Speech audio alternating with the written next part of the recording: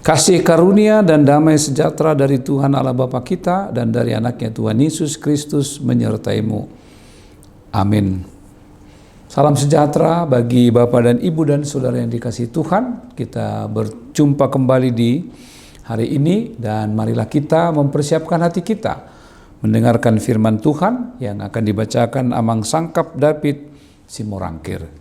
Ayat harian untuk kita di hari ini, di Minggu Advent yang ketiga, diambil dari Lukas 2 ayat 46 sampai 47. Sesudah 3 hari mereka menemukan dia di dalam bait Allah. Ia sedang duduk di tengah-tengah alim ulama sambil mendengarkan mereka dan mengajukan pertanyaan-pertanyaan kepada mereka.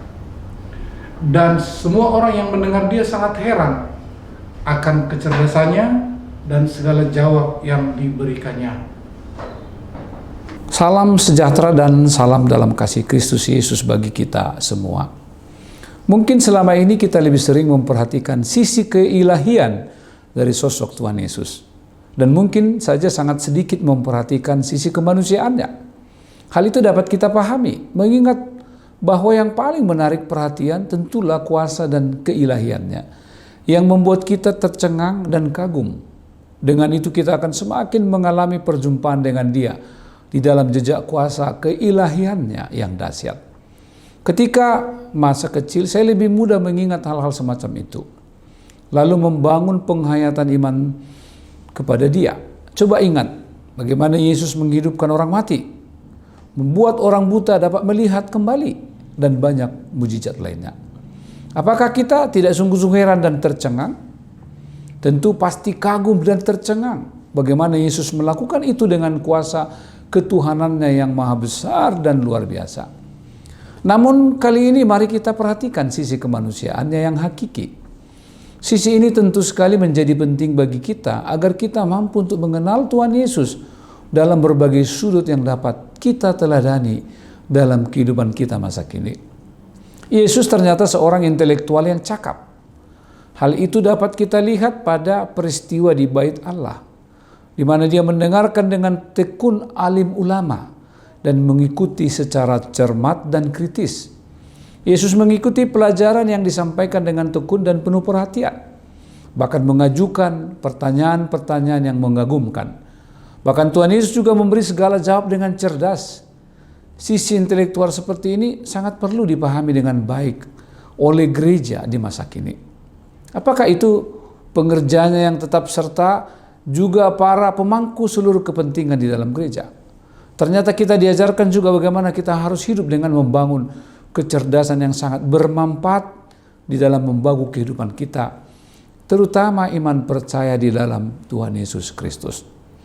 Firman ini memberi pesan kepada kita bahwa dalam Minggu Advent ini, di tengah-tengah penantian kita akan kelahiran Yesus dan dalam semangat menyambut Dia, Sang Immanuel, maka kita masing-masing boleh bertanya di dalam hati, apakah dalam masa penantian selama 4 Minggu Advent ini, seluruh aktivitas kerohanian kita sungguh-sungguh diarahkan kepada penyambutan itu? Atau jangan-jangan masih begitu banyak terbagi dengan hal-hal yang tidak berhubungan dengan semangat seperti itu sama sekali? Atau jangan-jangan hal itu hanya berlangsung secara rutin saja?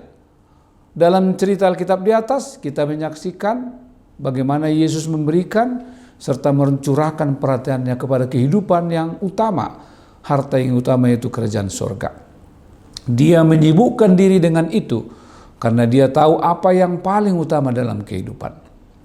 Marilah hati kita dipersiapkan dengan penuh menerima Tuhan di dalam segenap hidup kita, dengan membangun pemahaman-pemahaman kita yang benar sebagai anak Tuhan, seperti yang dilakukan Tuhan Yesus, bahwa dia terus bertekun dengan sungguh-sungguh memberikan hati dan waktu mendengarkan para alim ulama sebagai tanda bahwa Yesus memenuhi seluruh kerinduannya kepada Bapa.